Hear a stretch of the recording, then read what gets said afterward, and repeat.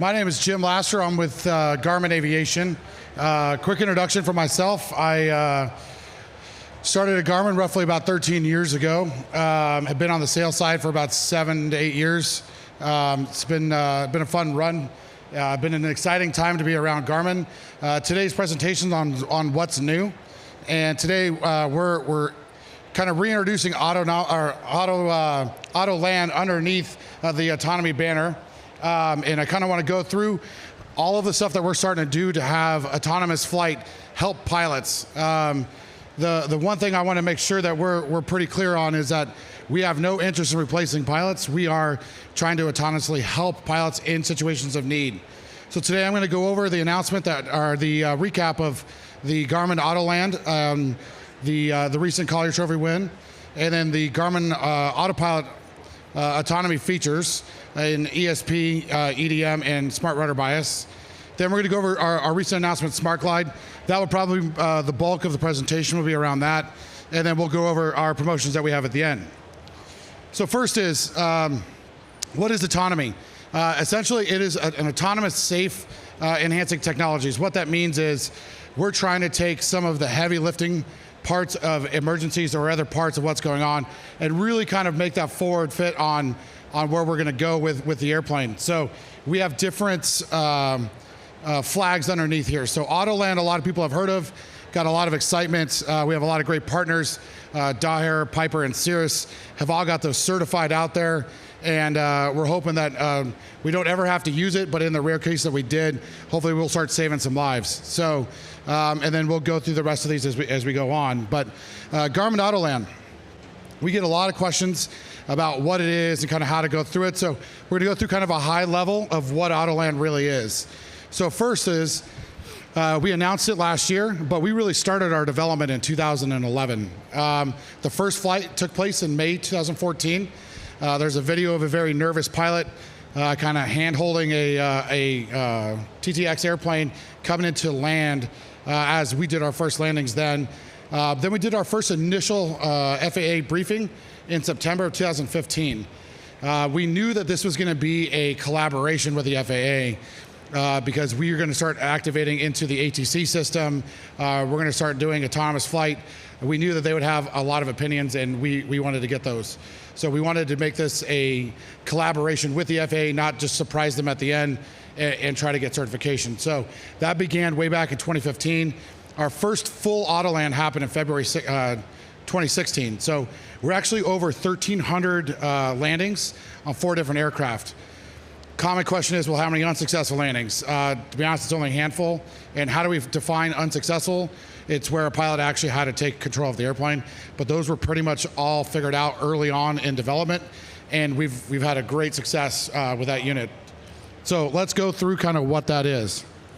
So the first thing is, we know in case of emergency, what's the first thing we need to do? We have to aviate. So Garmin's Autopilot and Auto Throttle systems will manage your altitude, your airspeed, and your attitude. So initially what happens when you hit that button, in this case, this is a TBM picture here, we will engage in auto throttle. We're gonna run a calculation throughout the entire area of where you are, and we're gonna take into account obstacles, terrain, weather, METARs, TAFs, all of that information gets taken into account. Then we look for a suitable runway for that airframe, okay? We're gonna manage aircraft systems such as ice protection, barometric settings. Everything's gonna get managed as if the pilot was no longer there. We'll even extend gear and flaps. And in some systems, we have auto braking, even an engine shutdown. So it's not just point us at the runway and go. This fully is taking over the airplane and landing the asset at an appropriate airport at a center line to have the passengers get off.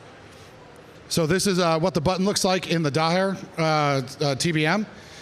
So when we navigate, again, we're using all that weather, terrain, and obstacle information. We're even taking fuel into account. There may be undesirable terrain and weather ahead of us, and we may turn around if we have enough fuel and go back to a more suitable airport. We take into account runway surfaces, types, length, even headwinds. So we're looking at all that information in a microsecond, and we're making our decision where we're going. It is capable of initializing a holding pattern to slow an airplane down, so that way we can get gear and landing gear and flaps down, or if we're at a high altitude, if we need to come down, we can do that as well. So all of that is incorporated inside of the calculation at Autoland. Then we communicate. This is kind of the cool stuff because we actually engage ATC. So first, text-to-speech. So inside the cockpit, you're going to actually hear the G3000 or G5000 start speaking to the passengers on board, telling them that we have Autoland is engaged. Landing will happen in 22 minutes. And then on the emergency frequency and the frequency that we were previously on, we start communicating with ATC, telling them we have an emergency going on right now, and then we also tune the nearest tower and CCOM frequencies. And then the passengers are briefed throughout the entire time. So really what we did is we sat down with people that really had no idea about anything about aviation and said, if this were to happen to you, what were the things that you'd want to know? And we kind of took that all into account of a non-aviator being in the airplane and having to get this thing back down. And of course, they wanted a minimal map and just wanted to know how long the ride was going to be. So, and that help is on the way. So the entire system engages and it shows them this screen. And if you notice the GTCs down on the front, all you have to do is touch the display and the mics become live and you can actually talk to ATC. So you can see the entire interface with the Garmin suite changes to becoming more of just a passenger interface as opposed to a pilot interface. So the entire idea is not for the pilot anymore. And SATCOM, if installed, will actually send an activation notice to Garmin so we can start tracking the airplane right away and soak in the OEM. So other systems that we kind of integrate into this as well is the Garmin Auto Throttle solutions, utilizing our dedicated Garmin servos to move that. Fuel systems, if things need to move around with the fuel, we can do that as well. Braking, we can have a dedicated Garmin braking servos as well. These are all specific to Daher on this case. We also automate with our Fiki equipment, flap deployment, landing gear, all of that stuff happens in the background as well. So it's not just get us to the right airport. There's so much more going on, and that integration needs to happen with the OEM. So that's why this is not really a retrofittable thing. This is more of a forward fit. So with all that great technology, we recently accepted the Collier trophy as the 2020 winners. And before we got involved in this, I wasn't overly familiar with this trophy, so I got a little bit of history. And the layman's terms is this is kind of the Stanley Cup of aviation. So some of the previous winners date all the way back to 1911. You'll see in here that the development of the ATC system won 1 year. The Boeing 777 won 1 year. Landing a airplane at night on an aircraft carrier automated won the Collier Trophy 1 year. So pretty substantial winners in the past, and we're super happy to announce that Garmin won this award in 2020. You'll see how big that trophy is. That is a trophy from I think the 20s. That is now taller than most of us. It's a massive trophy. I believe it lives in the Smithsonian and only travels for one night when they award it. So they will be accepting that later this year. So that's Garmin Autoland, and that's originally kind of our first spurt off onto the Autonomi lineup. Next, we kind of go through Garmin Autopilots and how we can use Autonomi with that as well. So kind of a high-level overview. We took the DNA from our GFC 700s that were so popular in the G1000s, and we created a retrofit option for our high-performance twin-engine airplanes for the GFC 600, and then our single-engine aircraft at the GFC 500. We use smart servos with solid state, so it's all digital. What this allows us to do is start making some automation again for us, and we have brushless DC motors, and everything is connected via our high-speed data bus or with our CAN bus. The servos are a little bit different. They are kind of built with having communication on board the whole time. They're not just kind of some dumb servo that sits out there. They're in the constant loop with us the whole time, and they do have built-in roll steering, as well as they're kind of always on in the background, taking a peek at what's going on. So all of this leads us into the availability to offer what we call electronic stability and protection. So essentially, this is the envelope around the airplane. So we know where you're going to stall, we know where overspeed is, and we know where we're going to start losing lateral stability as well. So we kind of put a blanket around the airplane. As you get to near the edge of it, you get a little pop on the gear, or I'm sorry, on the gear, on the yoke will pop up and say, hey, we're nearing the edge. If you continue to go that direction, it'll give you another little nudge and say, hey, we're kind of going the wrong way. If you continue that in there, it will actually engage a level mode. So there's an issue in the airplane, we'll just level it off, wait for you to come back on. If it's something that you're trying to train or you want to go do those maneuvers in general, that's not a problem. You can hold a button down and disengage this and turn this off for that flight, and you can move on as needed. The reason why this is so important is this actually enables us to do a coupled go-round.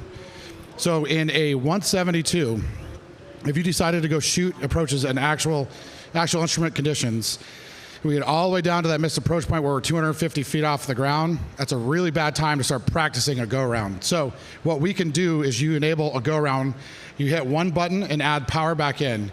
And what that's going to do is it's going to sequence with the autopilot still engaged. It's going to pitch up for a climb, use the navigator to go through the mist. So it's going to say, okay, we're going runway heading. My home airport in this case would be runway heading up to 3600, right turn to the VOR and enter a hold. We'll do all of that on its own. As a pilot, all I have to do is throw the power forward and pull up the gear and flaps, and that's it. Okay? In a 172, you don't have to worry about the gear. So in that case, it sequences us out of there. So it gets us out of that really low, dirty configuration near the ground and starts automating us out of there.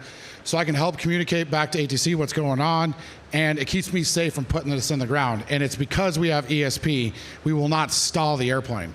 We'll keep us nose up until you add the power, then we'll start the climb. So that's just an amazing way to get us really more of kind of comfortable with what's going on, and that's based on our ESP system.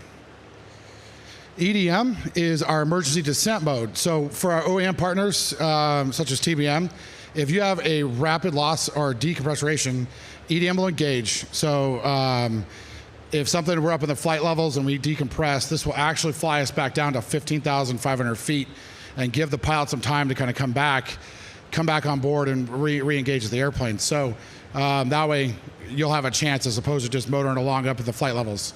So hypoxia detection also monitors the pilot's interaction just to make sure that they didn't snooze off on us, and they'll engage the CDM as well.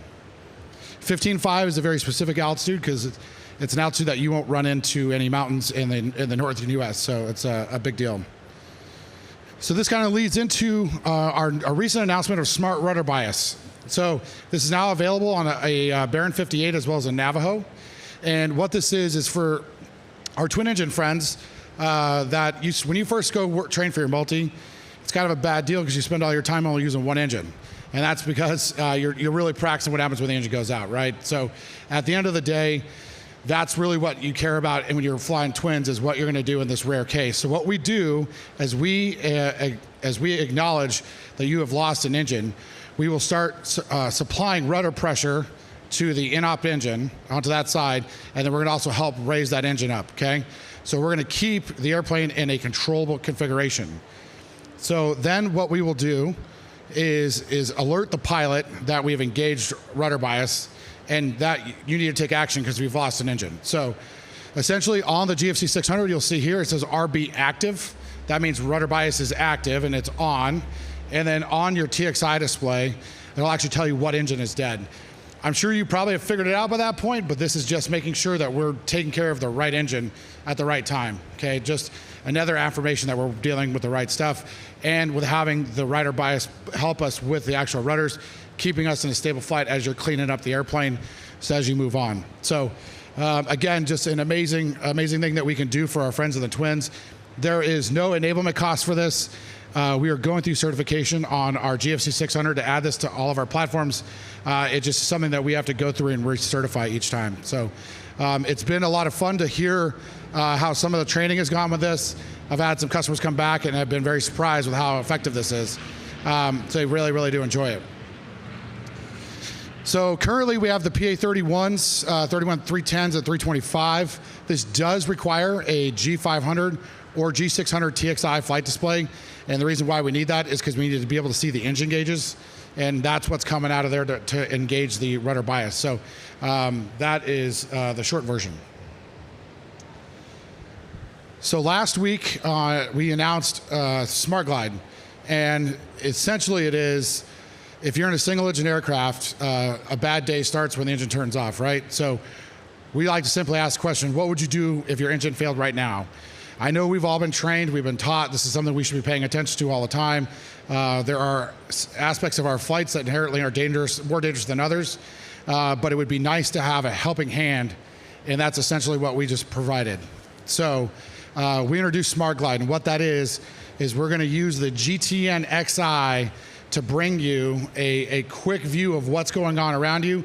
We take into account terrain and obstacles and other things, and we're going to provide you a what we find is the most useful airport. It may not be the nearest, but it will be the most useful. So this is the newest member to the Garmin Autonomi family. You've heard me say this a few times. Again, we're bringing in autonomous flight to help the pilots. And it's not just an engine loss. So if we have a medical event happening on the airplane, I still want to know where the best airport is to go. We can hit the button, and we'll find that airport for you.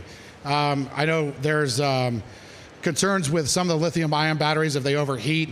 I want to get down pretty quick. This is a good way to find a good airport to get that thing out of the airplane. So it's not just of an engine loss, but probably the most common case. This will automatically engage a Garmin Autopilot. We know what your indicated airspeed is. So as we get that indicated airspeed, we're going to pitch for that. It's not going to be a violent pitch. We're just going to hold the nose up till we get to that indicated airspeed. And then we're going to start heading to the most common airport. I'll cover what happens if there's not an airport.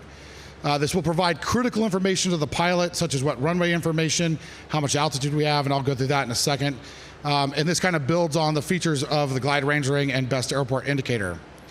So again, you saw this before. What we need to do is aviate. So this will start when it engages. The pilot will engage the button either through direct to holding it down or an actual guarded switch. The GFC aircraft will equip and automatically pitch and start heading towards the airport. We will then navigate. The Smart Glide will then confirm the airport's glide range ring with a direct to route. So if you had a whole route in there, it's going to dump that route and we're heading to the right place. And then again, the GFC will automatically start navigating us towards that area. Then the communication part pops up. You will get notified if you have a Garmin transponder, you can just tap OK and it'll automatically move your squawk code to 7700. But that is pilot selectable. And then it'll also bring up, if there is no airport in range, it'll bring up the emergency frequency 120.15, or if there is an airport in range, we'll put the tower or Unicom frequency in standby. So you can keep in communication with who you were talking to now, and as you get closer, all you have to do is hit standby and it changes it over. And then the last thing it does is we start giving you the information that you need to know, like how far and what direction you are from that airport, and at what altitude you're gonna be when you get there. So essentially, we're replacing the existing flight plan, which we talked about. We provide a list of alternate airports. So we will take into account winds aloft from the altitude you're at, even the ones below you, if they're going the other way to create the ring. But what we don't do is we don't look at NEXRAD. So if you have two airports, let's say we're flying and we're picking between Oshkosh and Madison, but there's a big cell over Madison, you can hit alternate airport and it will move it to Oshkosh. So that's something that the pilot will have control over as well. Displays configurations of best glide, which we talked about, and engages the autopilot, as we said, indicates if and when the destination is unreachable. So this is important. So there's a lot of times as a pilot, we take off from an airport, we want to land at an airport. So the bad days are when that doesn't happen. So if you hit this button and says no airport in glide, we can stop looking for that airport and we can start looking for that field or that golf course or that road that we want to land on. And we know immediately that we can give up looking for that airport, and this will start helping us pick a good landing spot for us. So it prompts a direct to for emergency transponder code we talked, automatically tunes the comms, and the CDI to GPS. So upon the activation, you'll see on the 750 here, you get that glide range ring. So the map will automatically open, and it displays the Smart Glide indication, and it declutters the map. So you'll notice in the top right-hand corner, you see an altitude. That is your current altitude above terra firma. At the top left, that's indicating your direction and miles from that airport that we selected. Okay, and then you see your ring, and then the runway extensions as well. There's a altitude right over the top of the airport. That is the altitude you will be at the center of the airport. So when we say we're heading to the airport, we are heading directly to the center of the airport. Our intention is not to land the airplane for you. Our intention is to get you into the airport vicinity to let you pick which runway you want to land on. Okay, so in dual GTN configurations, we leave the map on the top side and all the communication can be handled on the second GTN. So that's where you can pick your alternate airport, squawk, or you can cancel the Smart Glide if you can get things restarted. Obviously with GFC 500 to 600, the autopilot will engage and we'll get you going.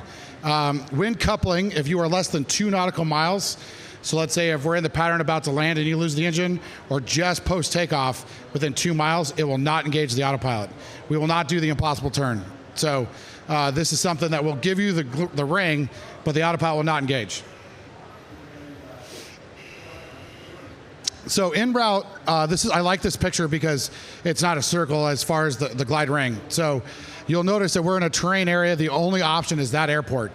So you know that your best option is making this airport right here, and you'll be able to focus on that right away without looking for anything else. So this plots the direct course to the center of the airport, as we said. The map will declutter. You'll notice that it updated the data with that there. We talked about the standby comm going in, and then the altitude labels for AGL. Some other things that we take into account is the actual routing in which that you're going to be there, the longest runway details. So when we get there, we'll start telling you which runway is the longest, and if you'll have a headwind or a crosswind or a tailwind when you land on that runway, and then we configure for best speed. Another really interesting thing with this is it actually updates the ring as you go. So configuration may change in the airplane. If we're in an A36 Bonanza and I put my gear down, my glide range is going to change. If I put flaps down, that's going to change. That ring will actually change dynamically as you change the airplane. So if we're on the autopilot engaged and I'm within, let's say, 4 or 5 nautical miles and I put in full flaps in the gear, there may be a chance that I no longer can make the airport, and it will tell you that. So as you kind of go with this, we encourage people to train with this. So we don't squawk 7700 immediately and you're not on emergency frequency. So what we try to have is when you get this installed in your airplane, you go up, when you practice your simulated outs, or we have to do check rides every 6 months, or if you do your BFR or your IPCs, and they practice, the first thing you do is hit the button. You start practicing, you put the gear down, understand what the airplane's gonna do and how the ring will change as you change the configuration of the airplane. So that's kind of the idea behind this. The other thing that we'll do, when we list the alternate airports, you'll see on the top here, it'll tell you what the airport length is, the runway length is, and the surface. You may want a long runway if you're gonna have a lot of speed and a tailwind, so you may pick a different airport or different runway based on that as well. So in the alternate airport selection, you'll see the one that's in magenta is the one that we're actively going to now. All the ones in the teal lineup are the alternate airports that you can make. And you can just select that from there, or on the map, just press the airport that you want, and then it will start put glide to airport, and it will automatically change everything to there. That would be a good case of where you had next route on there. So one airport was having a cell over it, and you wanted to go to the other one. That's where you'd want to see that and do that there. As far as GTN navigators, for the landing function, you'll see at the top on the 750 that big red tag says maneuver and land. So within 4 nautical miles, we'll start giving you an audible chime. Okay, maneuver and land, now's the time. The pilot is responsible for engaging the autopilot. So we will stay engaged all the way past the airport and to wherever you're headed. If you do nothing, you're gonna crash where all the surfaces are. So the idea is that you disengage the autopilot, you're in charge of the gear, you're in charge of the flaps. So we're getting you to the airport vicinity and letting you go from there.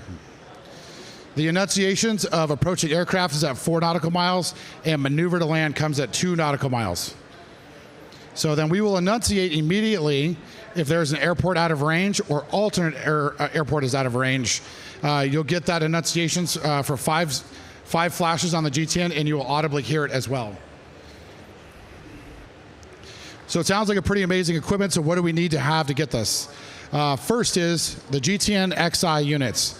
So the GTN XIs have been out for a little over a year, and with the current software load of 20.20, which certified an STC last Friday, you would need that first. And then we need to select a Garmin PFD or ADI, meaning a G5 or GI275, TXI display or G500, or even G3X certified. All of those will qualify for what you need there. That will enable your safe glide.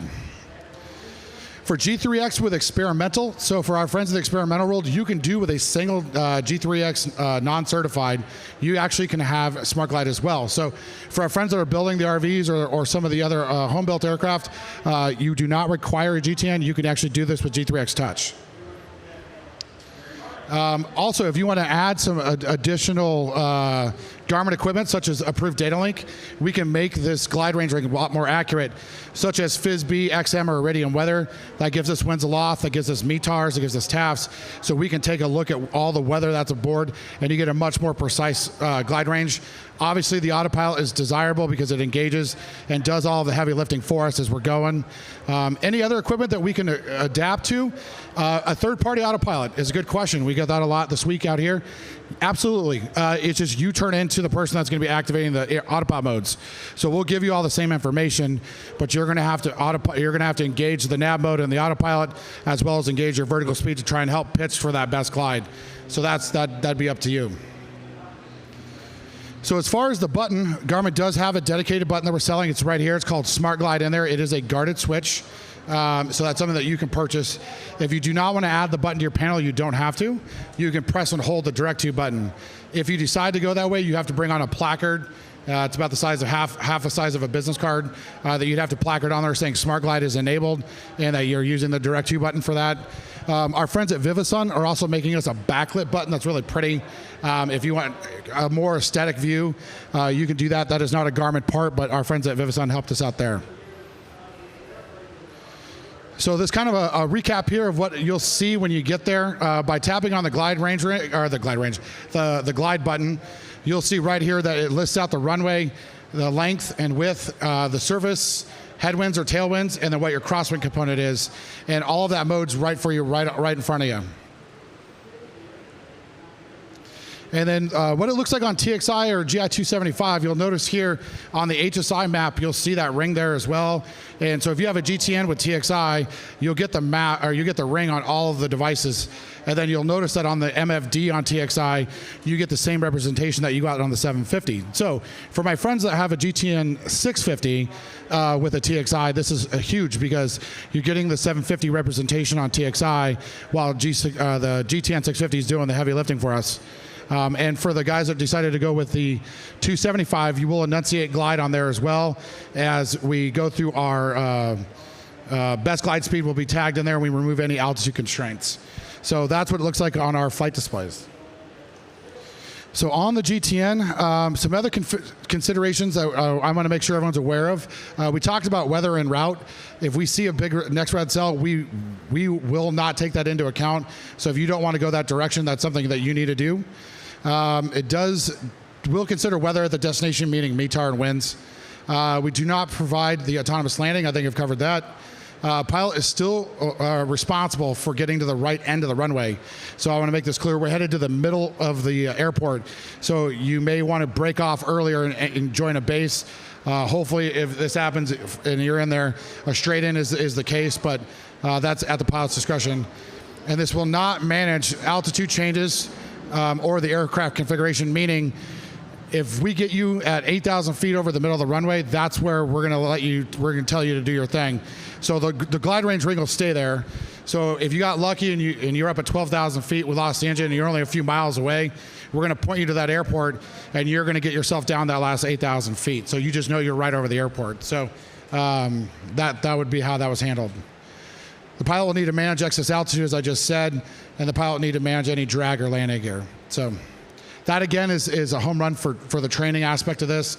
You don't want to hit this button for the first time when you need it. Hit this button 6 or 7 or 8 times during training to understand what it does.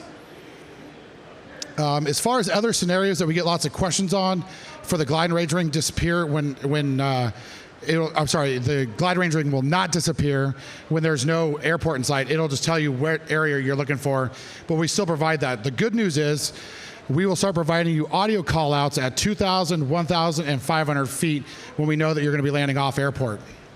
And then obviously the Garmin Autopilot will stay engaged as well.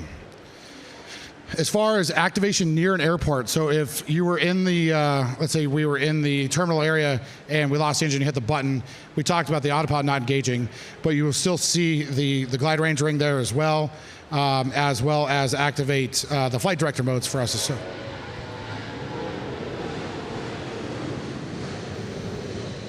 So one thing to note here, if we're up at like, let's say 12 or 13,000 feet and you just happen to be over the top of an airport and you hit the button, we may not engage the autopilot because you are right on top of the airport. So this is what my instructor likes to do to me is gets me disoriented, puts me right over an airport so I can't see it. And then we start doing a simulated engine out, and I'm aiming at a field when I was right over an airport. Well, this actually will take care of that for you now. So it'll tell you right where you're at. As far as availability, we did receive STC for the GTNs last Friday. And we talked about the dedicated panel switch. That's something that will be available very shortly. We talked about the Garmin options versus the Vivasun.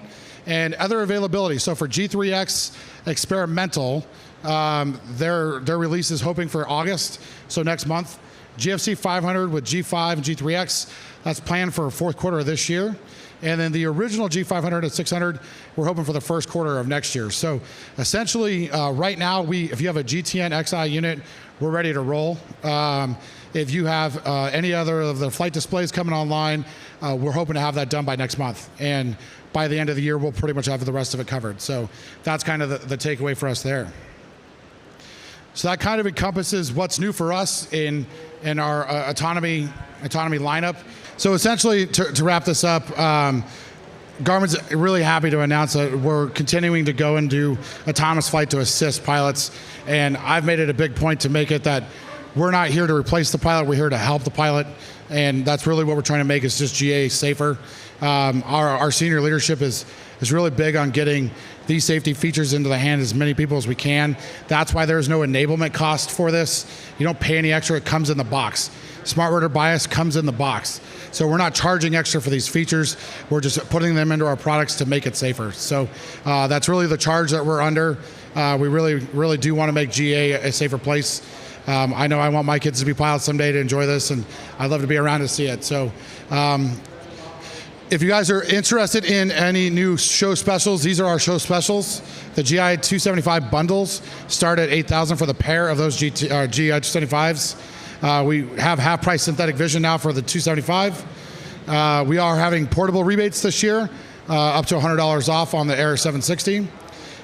For a standalone GI 275 with EIS, this is the best way to get standalone engine management systems. Pricing here is around $3,500, and we do offer a $250 discount for these kits. And if you go to the Garmin seminar in our tent, or even from here, you can get an additional discounts on any of the products that I covered on during here. And all you need to do is go to the Garmin booth. They can sign a slip for you, and you can save hundreds of dollars from there as well.